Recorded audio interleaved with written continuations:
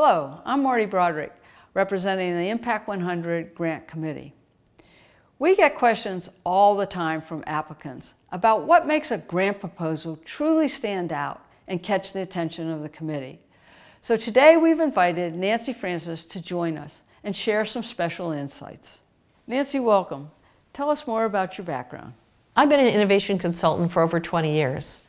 Clients come to our company to help them come up with ideas for new products or services or ways to communicate about them. They're primarily Fortune 500 companies in a variety of different industries. Please tell us what makes for a transformational project. What we're asking the nonprofits to do is to think big. This is not about operating expenses or short-term needs. This is what's it going to take to help take the organization to the next level in terms of the people they're serving or the types of services they're providing. Again, we want them to dream. Is there a mindset that fosters creativity? Absolutely. If you've ever been in a meeting and people are sharing ideas, especially if they're coming up with really new or different ideas, there can be a lot of resistance. And oftentimes that resistance takes the form in people saying, yes, but. Now, it's an interesting phrase. The yes says, yeah, there's something I like there, but I'm going to put all my energy in telling you what's not working with the idea. So rather than do that, what we want you to do is to say yes and. So the yes is yes, what do you like? What do you value? What do you see as a potential? And we want you to be very overt about that. When you've done that, then you can talk about and this is where it's not, the cons of the idea, but you start really thinking about the potential.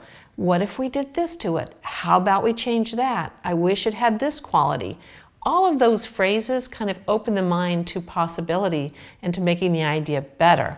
So the reason we want you to do that is, first of all, when someone shares an idea, they'll feel respected. Secondly, it builds teamwork. People are starting to work together on the ideas. Third, the yes part says really overtly what the potential of the idea is, so that doesn't get lost. The and part recognizes that not every idea is perfect, and it's really working to make the idea more actionable. It creates an environment that's safe, where everyone feels comfortable sharing ideas, and it's very efficient because you don't spend all your time shooting down ideas. Instead, you're taking the best ideas and making them better. Are there guidelines when brainstorming? When you're brainstorming, the first thing is make sure you have a diverse set of people there with different perspectives to approach the challenge you're working on. Then, people can think of brainstorming as kind of a free-for-all, but it's not. There's a few guidelines that will make all the difference. The first one is everyone needs to generate lots of ideas. Don't hold back and wait for that one perfect idea. You want to have lots of possibilities that are being generated. The second rule is defer judgment. Don't yes but other people's ideas, and don't shut down your own ideas, not even share them because you judged it and didn't think it was a good idea. So just get it out there. The third rule is build on everyone else's ideas. So listen for inspiration, because when you hear somebody else's ideas, that can get you to a new idea you would never have gotten to on your own. And then the fourth thing is wildness is welcome, meaning make sure a few ideas at least are kind of crazy ideas, because again, it's good creative inspiration for everybody else. You met recently with executive directors of 3 local nonprofits that were awarded Impact100 grants. Can you share with us some of their experiences and insights? I sat down with Diane Frazier of Emerald Coast Science Center, Diane Freeman of A Bed for Me, and Julie Porterfield from Emerald Coast Children's Advocacy Center. I started each interview by asking them to tell me a little bit about their organization. The Emerald Coast Science Center is an independent nonprofit. We've been in the area since 1989. We were started by the Junior League. They felt the need for a hands-on learning opportunity for students in our area. We've moved into this location in 2014. So we do offer hands-on exhibits, we offer programs, we have animals, we have a mobile planetarium that we also do in-house. We have field trips, so we have thousands of kids a year come through on field trips. We offer an opportunity for families to come and learn and play together. A Bed for Me, we are a 501c3 and we provide beds to children in both Okaloosa and Walton County that do not have one of their own. So there are children that are sleeping on the floor, they're sleeping on a couch. A lot of times they're paired up in one bed with parents and or siblings. And so once those children are identified, and usually that's through a referral source, local social service agencies, schools, churches, but we also do receive a lot of self-referrals. Families will find out about us through an internet search, our social media sites, a neighbor, coworker. For each child that we provide to, we provide a bed frame, mattress, pillow, comforter, and a sheet set. The Emerald Coast Children's Advocacy Center was initially created to make a better system for child victims of abuse. We have, prosecutors in the building, law enforcement comes to visit. We have the interview rooms, we have the medical exam rooms, we have the therapist.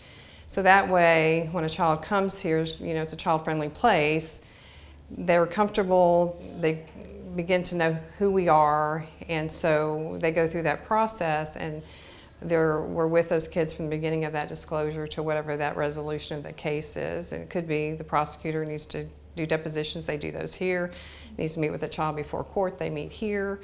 And so, this is our 22nd year of being in this business, and for the 20-some years we've seen over 16,000 child abuse victims. Next, I asked them to describe their grant projects with an emphasis on what made them transformational. Here's what they said.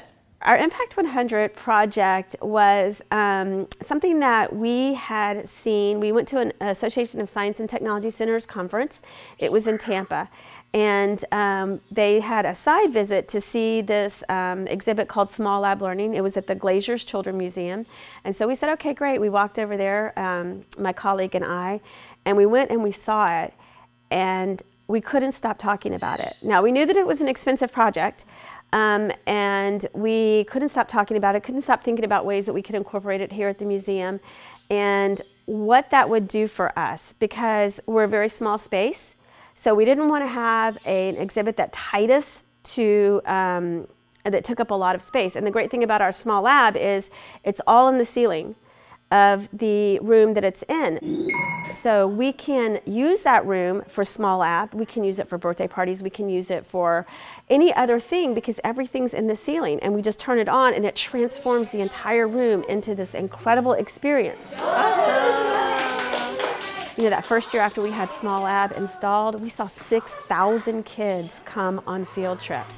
And every single one of them now that comes on a field trips gets that small lab experience. And it's just magical. It's such a collaborative way of teaching, and the kids will cheer each other on, and it gets super noisy in there, and they just have so much fun with it. So what we were doing when we started delivering beds is we would find volunteers that had trucks, and it was typically an open bed truck. We live in Florida, and there's always the chance of rain. And so there was many times when we just couldn't make the delivery because the weather was too iffy and we didn't want to take the chance. And so then, then you're unloading the truck and rescheduling with the families and the volunteers. So when we decided to apply for the grant, we realized that that was the piece that was really going to make the difference in our mission and how we serve the families. And so we asked for a cargo-style van. It's completely enclosed, it's big, we can fit 20 mattresses in there and lots of bed frames in addition to that. We knew that if we won that grant that it would just change our process and our efficiency, and that we would be able to serve families just much quicker than what we were doing in the past. Really the goal with the Impact100 grant to begin with was to hire our first prevention outreach manager to really implement a community-wide prevention program. And the goal was to kind of establish the program with the schools and then to go in and do the education.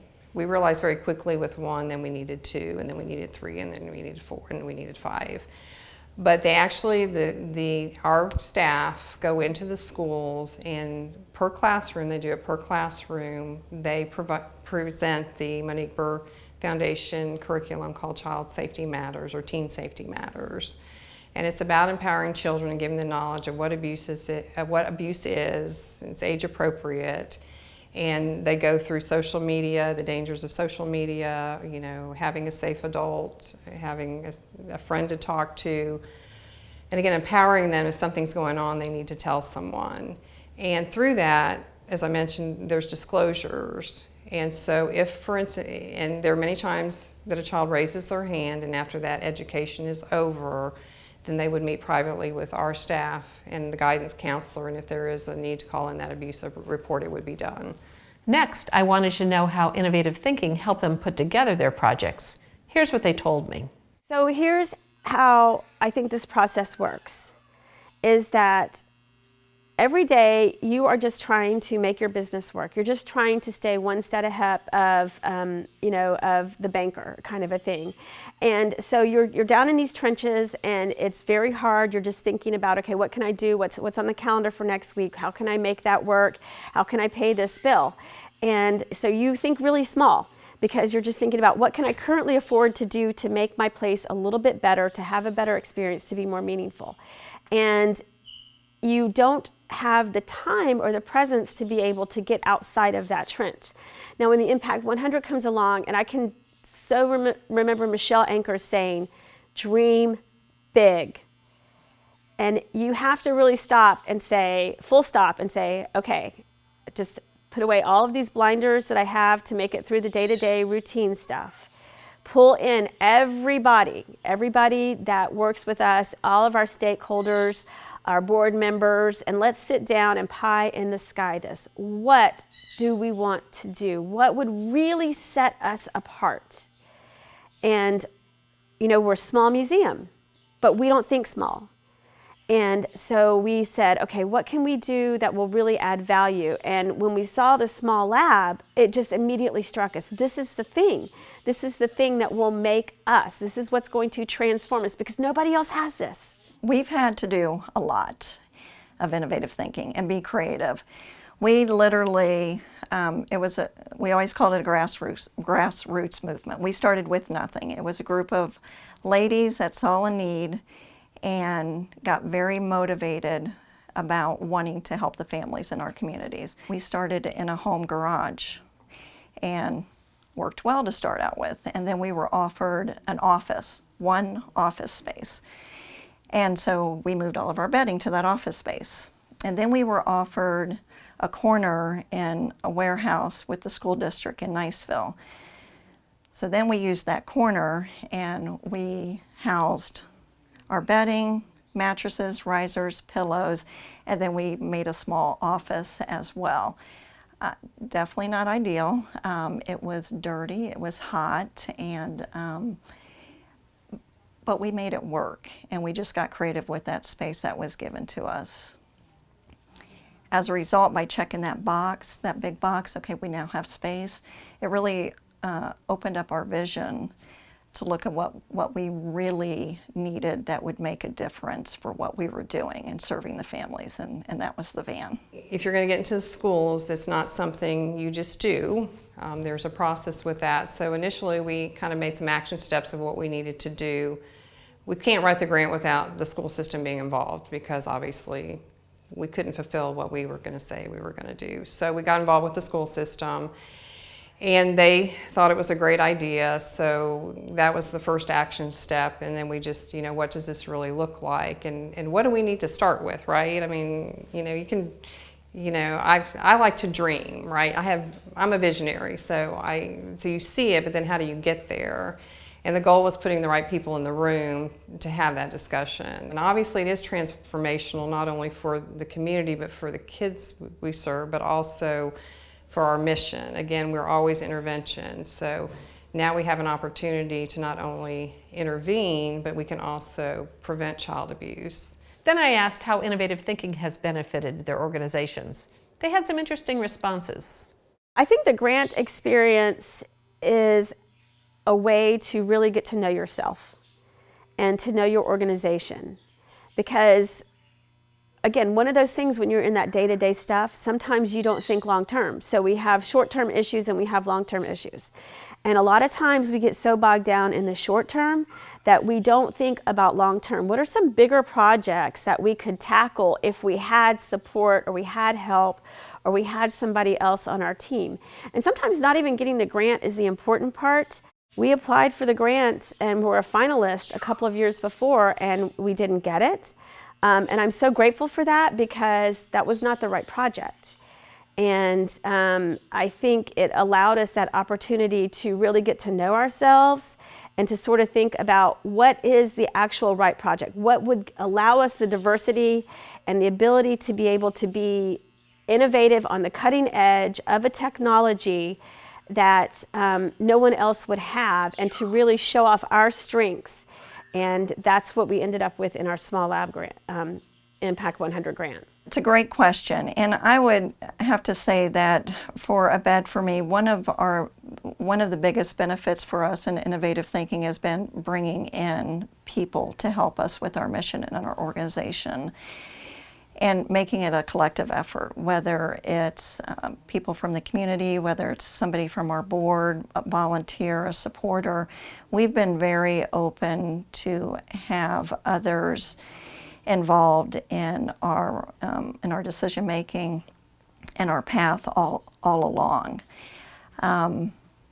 So having others, just that collective effort, has really been a big benefit for a bed for me. We've always been there after the fact, right? So a child had to be abused, it had to be called into the hotline to get here. So we're completely intervention. So when we did this, we transformed our organization as well, because as an organization with the board, we had to expand our mission to do intervention, but then also prevention. And so that was transformative for the organization, but you think about for the community to be a part of, this huge thing with empowering children to protect themselves in a world where adults can no longer. And to watch the community, the first year was tough because parents weren't really sure what we were doing. But then as time has gone on, because we've been doing this for 5 years, it's part of the community now and it's part of school. And that's really transformational. Finally, I asked them to tell me about their innovation process. Well, I think this innovative thinking can be very collaborative. I think as a staff here, we're very small. There's 14 people total. Most of us are part-time. But I always ask everybody, I need your eyes to look at this, because what am I missing? What don't I see? Walk around. What tiny thing could we do? Even sometimes if it's just rearranging exhibits. But when our guests come in, they're going, oh, it looks different than it did last time. And that's really important. So there's small steps, there's small things that we can do ourselves. Sometimes there's bigger things that we need to reach out to community partners. And part of that is thinking of a project and thinking, okay, who could be other stakeholders in this project? Who could I reach out to?